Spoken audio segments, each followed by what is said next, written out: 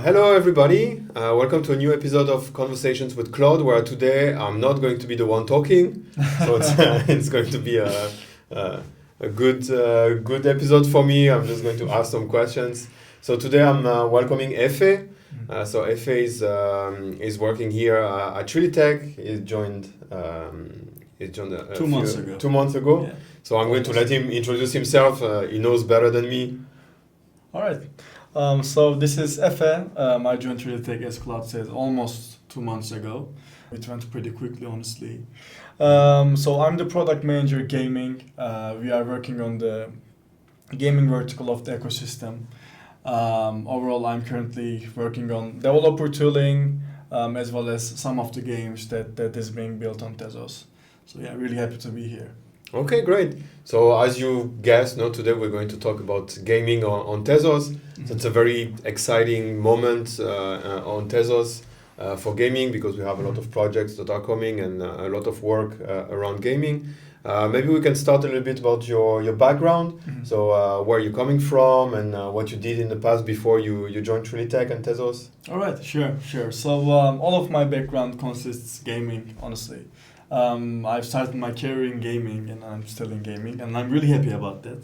So as you can probably guess, I'm a gamer myself, and it's been my passion for a really long time, since I know myself. So I'm pursuing a career in this vertical. Yep. I worked mainly in mobile gaming. I ran my own studio, as well as a gaming incubator in the past. I worked with around 50 game studios in Turkey, as well as some global studios. I met during I was working in the publishing side of the gaming as well. Mm-hmm. So overall, I have game development and game production expertise. And since the last 2 years, I've stepped in Web3, worked in a Web3 studio as well before this. Mm-hmm. So yeah, I think it's pretty boring. It's gaming only, but for me, it's the best job in the world. And where is that beautiful accent that you have come from? Turkey, Istanbul. Okay, great. So how was the transition between Istanbul and London? So I think there's a lot of cultural differences. You might know as well. But overall, it's been going so well.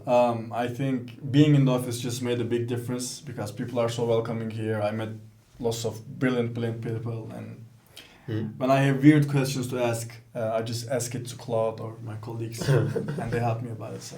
They're not weird, like that. Interesting questions. Interesting, let's say, yeah. Okay, now let's go into the topic of gaming and gaming on Tezos. So can you tell us a little bit about the opportunities that gaming on Web3 offer, and what does it mean for users who are coming from Web 2 when they transition to Web3? All right, so I think there is different value propositions, like both for developers and users, right?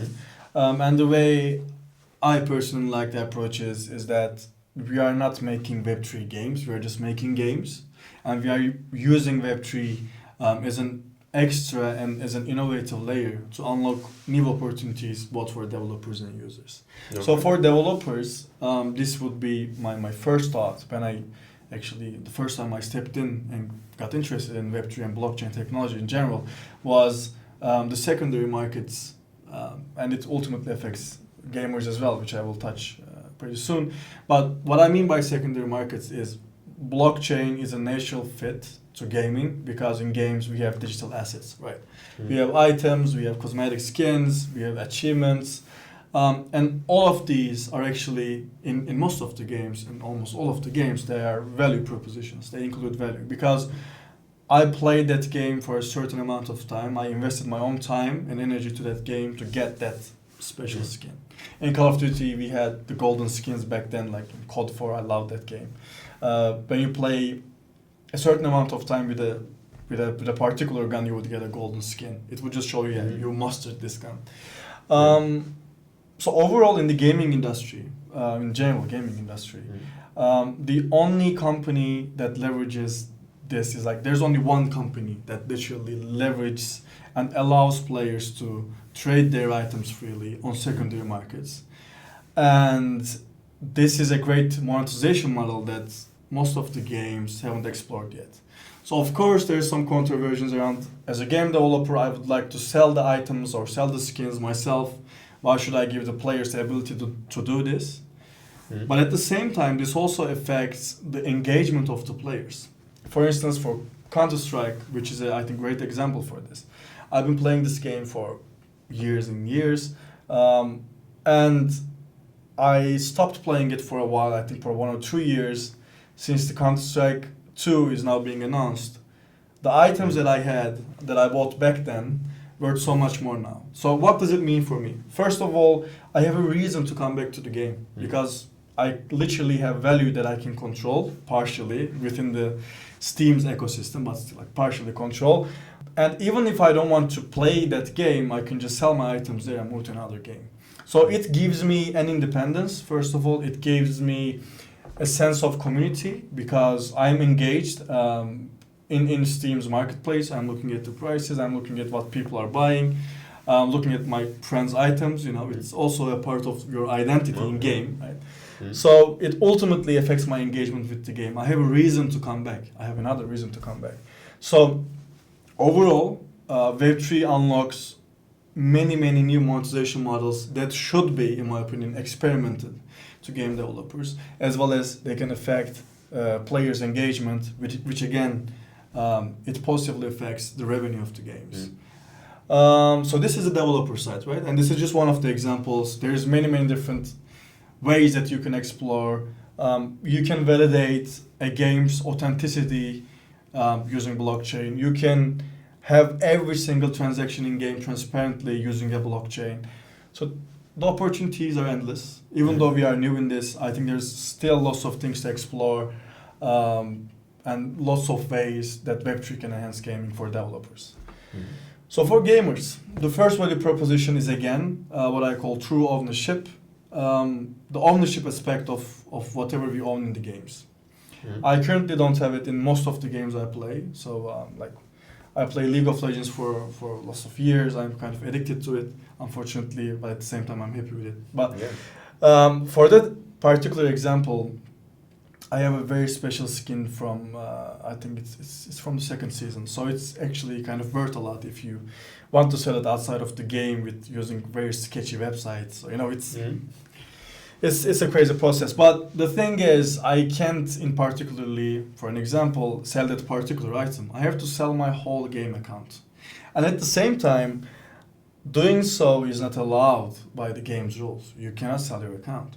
So overall, it means that in most of the games currently, whatever effort you put in, whether it's your time, whether it's your money, it can be gone with a click. But on the blockchain, on the other hand, it can only be controlled by you. You own it, you decide what to do with your account, your item, and it cannot be intervened. So this brings a whole new perspective for users to what I actually own. And if we go back in time, which is like I think an example that I really like, let's say back in, for my age, I used to play PlayStation 1 and 2 and PSP as well. We used to buy games, right? When I would finish a game, I would just trade that game CD, game disc with a friend, or I would just go to a game shop and I would just trade it in, buy a second-hand game. This also kind of disappeared in time when the life got more digitalized. It kind of disappeared from our lives. So when you buy a game right now, you can't do anything with it. Like if it's finished, that's it. I mean, in terms of the game, let's say game developers' perspective, it might make sense because they can make more money. They just sell digital copies and that's it. And on top of that, the games are more expensive now, and there is no physical production cost for the game developer, but still this model exists. So it ultimately affects the developer. There's some trade-offs here. But again, this hasn't been experimented for years. I think this is a great opportunity for at least like old games. Most of the old titles, old games are currently being given away for free on like stores like Epic Store, Steam, and stuff like that. So this could be potential leverage. Like after a while, you could definitely unlock a game's let's say trading capabilities after, let's say, 5 years of the game's release or stuff like that. You can have special editions of the game, right? This is also like this is actually kind of a middle point between both subjects is collectibles online. I don't really use like this word in particular since it's been overused. Yeah.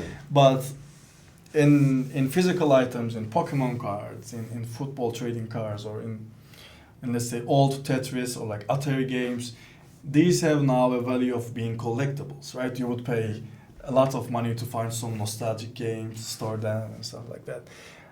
At the same time, the life is getting more digitalized. We had Atari games, like I told you, CDs, discs. Right now we don't have them, and these should also be collectibles. Like, I can collect a game from 30 years ago, store it. It has a meaning for me, it has a value for me, or I can sell it if I want to.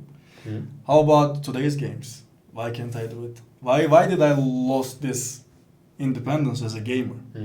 So therefore I really believe in Web3. Therefore I really believe that people at some point will majority of gamers will come to an understanding of, hey, wait, we actually have rights to own what we have. And I spend lots of time here, and I should be owning it. I should be able to prove that I got the first edition of this game.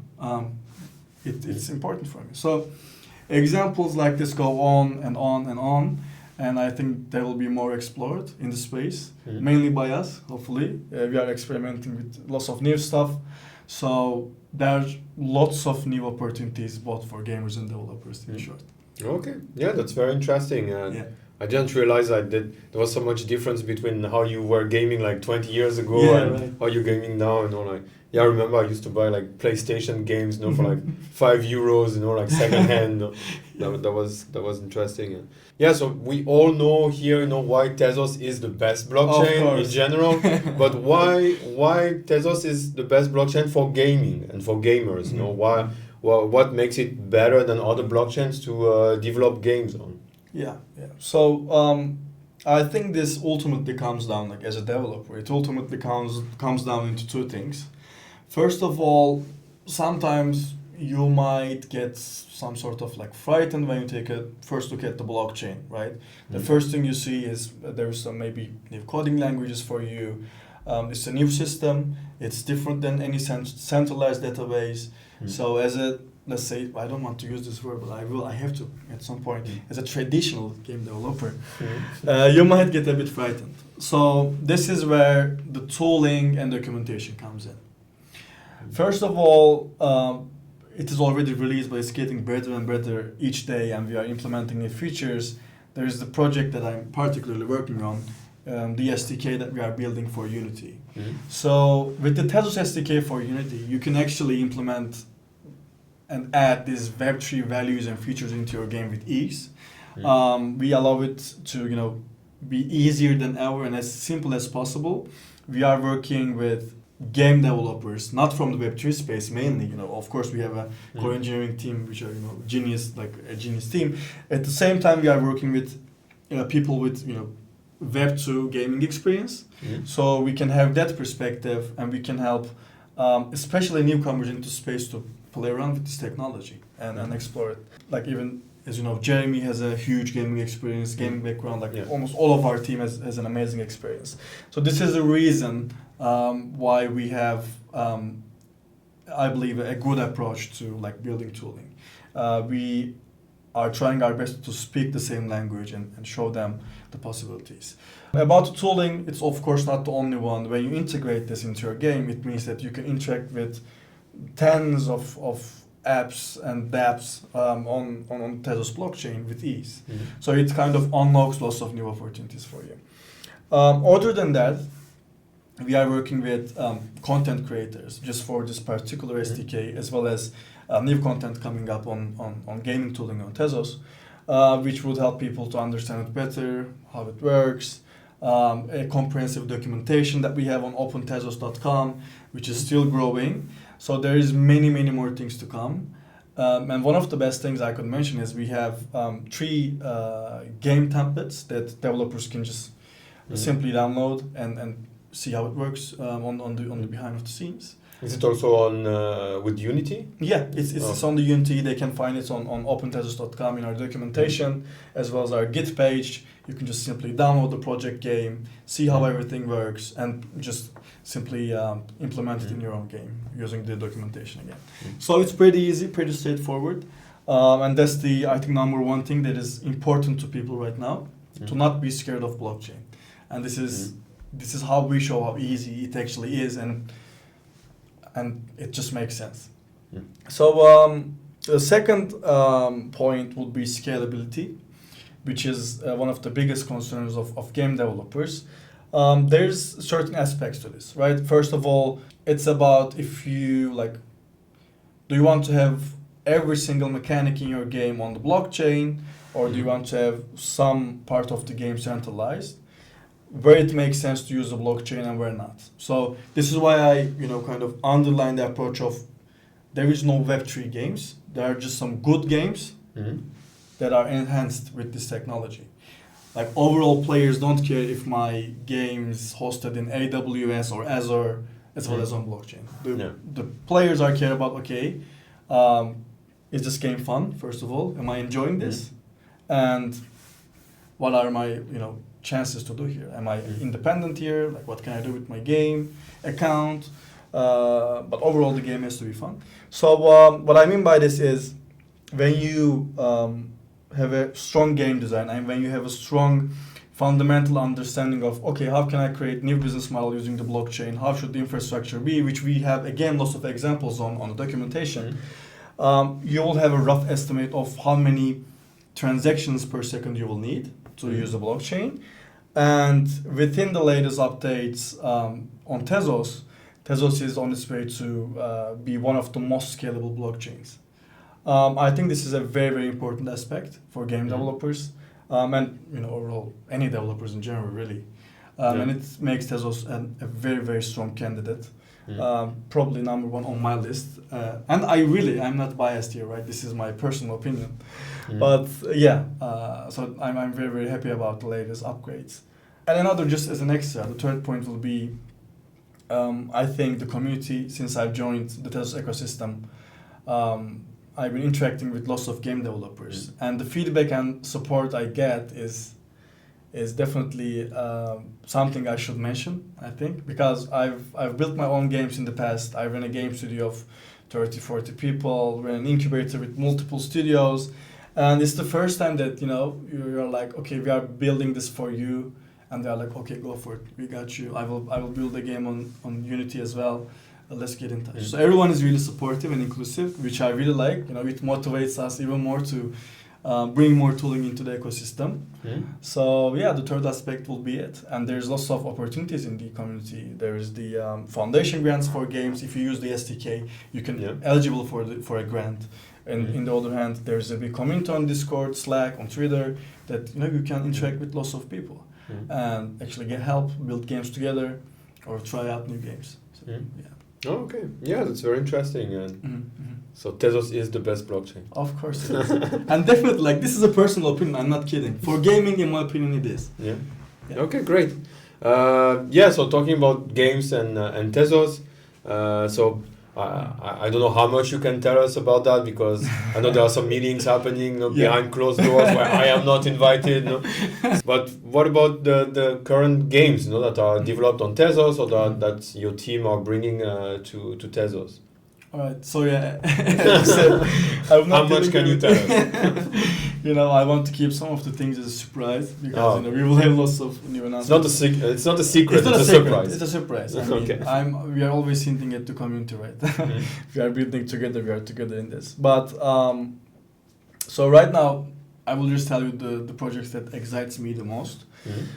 Whatever we put in, we are trying to come to an understanding of exactly what I told you. First, the game should be fun. Just as a normal game right now, if you would make any game in this world right now, you would have around maybe 5% chance of the game being actually successful. It's actually even lower on mobile since there's even more competition. So doesn't matter what technology you use, the game has to be great. The game has to be fun, smooth, and innovative. So this is our first aim. The second part is we are currently building some casual games which will excite me the most. We are building 3 very, very casual games which are I will, it's a cliche way to put it, but they are easy to play, hard to master, right? Which I really like about them. They have a different learning curve, and they are extremely fun. Hopefully we will share more info soon. So these games ultimately aim to be adopted by a mass population. So we are having the game, just like a simple any other game in the world, and as an extra layer we have these tournament modes in the game that people can participate transparently in prize tournaments using Tezos. And at that part we have an amazing onboarding and user experience where players can actually sign in or sign up using just a click, just one tap. As you know, UX was a big problem in the space for a really long time. And I'm more than happy to say we have solutions like everyone can take a look at our like McLaren collectibles and other projects like that. There is literally no difference than any other Web2 app. It's just a single click, and it works really good. Our aim here is to, after we have a good game, which we believe we have right now, to onboard as many people as possible on Tezos.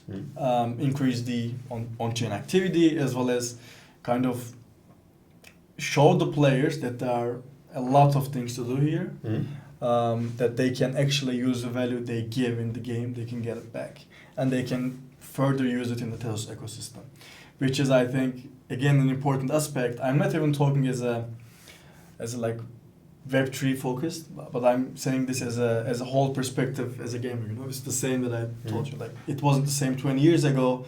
Why should it be that way right now? Why are we not, like, as I'm talking as a gamer, why are we not more independent? Why am I so limited in the game? Can I move outside of the ecosystem? And these games are the perfect gateway to the ecosystem. Okay. So we are heavily working on them. As you know, I'm taking meetings almost daily sometimes. Sorry about that. Well, he's also gaming a lot. Like, we shouldn't say that, but he games a lot. I'm testing, guys. He's testing. But he's also in a lot of meetings. Yeah. So we are working with multiple partners, trying to help everyone out in the ecosystem to build cool games. And actually, this is an open call. If you are on our Discord, just reach out to me. Just leave a message and I will just get back to you. Let's talk about your game. Let's talk about your plans of the game. Let's give you some feedback. Let's get you some support. Let's get you on board into some tooling. So, yeah. Okay, great. Yeah, talking again about like the difference in gaming, between before and now. Did you see any sort of problems or friction for Web2 users? Once they transition to Web3, are there things like they don't understand, that don't make sense, and so that we can improve on them?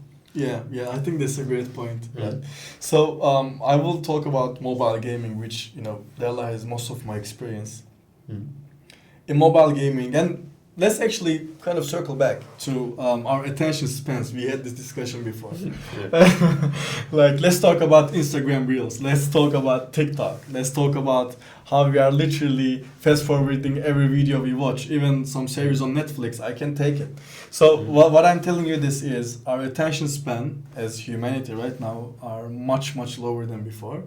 We are consuming content faster than before. We forget too fast. Like, 2 years ago, we would be sitting here with masks on. Can you believe that? Yeah. And, right now we act like nothing really happened, Yeah, exactly. So the attention span is really different. And this is something that we should embrace as members of the gaming industry. And in such short attention spans, for casual mobile games, you have around 5 to 10 seconds to capture the user. If there's a slow loading screen, bye-bye. They will churn. They will leave the game. If there is a error, or if you forced users to like sign up directly before even playing the game, you can say goodbye. Therefore, if you take a look at almost any mobile game, before you do anything, the game will just pop up and start. Just right away. Because the point is, you have a very short attention span to get the player interested. Yeah. So with Web3, before Tezos, actually on most of the projects I saw before Tezos, this was a problem. Because when the users would like to, let's say, create a wallet, they are not used to saving seed phrases or signing multiple messages on the wallet provider. this is exactly why we are building the SDK and many other tooling on Tezos. We want to simplify this, and we want to make it as easy as possible for everyone. And at some point, at the moment that people have more understanding of, okay, this is actually a way, like I'm storing my keys, this is more secure for me, no one has control over it, I own it. This is mine, I control it. I think it will take some time to get there, right? Because most of the people still don't really care whether their values, their data are stored on many different centralized entities. I mean, almost any of my game items could be gone if I just upset the CEO of a certain game company, if he wants to, right? There's no obligation. It's on the terms and conditions, right? I don't own anything. They own my data. They can shut up like my account. I got banned multiple times, which I deserved most of the time, but these things happen. So right now we are just finding more ways to provide better UX, and it's working quite well on most of the projects I mentioned. And then it will be the time to adopt more users by training them, by showing them how. Again, actually, whatever we do, it might sound too romantic, but I think at a certain point, everyone, like at least a majority of people, will realize that this is for the people. This is a technology for people. This is not for any centralized entity. This is not for a certain person or a group. This is for people by people. So I think that's a good approach. Okay, yeah, that's great. Yeah, I agree with the last point. So you were talking quickly about tooling. Maybe, okay, let's say I'm a dApp developer. I'm bored of making dApps on Tezos and make no money. So I want to build a game on Tezos and make a lot of money. So how do I do that? Can you tell us a little bit about the tools that exist at the moment, or the resources I can read, of course, to know more about that? So I think the first thing a developer should do is just jump straight into the communities, because we are very active there. I'm trying to communicate, and our team is trying to communicate with everyone that is actively building games, so we can support them further. So I think that would be a good step. But other than that, if you want to straightly jumping into building, the best source right now would be OpenTezos. On OpenTezos.com, we have a gaming section where you can take a look at the latest tooling, where you can take a look at the documentation of the SDK that I mentioned.